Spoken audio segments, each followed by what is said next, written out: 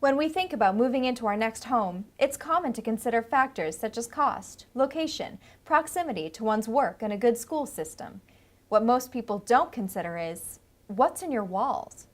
When you look at what's left after a fire, typically it's a scorched pile of rubble and some concrete towers. And that's because the towers are required by code to protect the elevators and the staircases, to be able to get people out of the building safely. There's a law in Massachusetts that a hospital has to be built out of what's called Type 1 construction, which is essentially non-combustible materials, concrete, steel. It's frightening that we've kind of moved the scale a little too far, and I'd like to see it come back. It's been a major debate following a recent spike in devastating fires due to buildings made of wood construction. When these fires go up, this isn't a single family or even a duplex or a three-decker fire. This is a two-city block fire. It affects not only the construction workers if it's in construction phase, but if it's being lived in, obviously it displaces the residents. Hopefully they get out.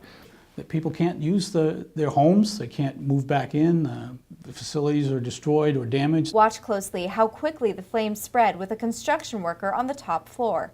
In under 2 minutes, the fire had spread quickly enough that the man was forced to jump.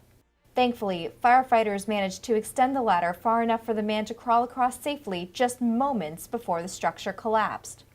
They're moving into these buildings that are built with combustible material. Their families are there. I hope that they are made aware of the type of structure that they're moving into.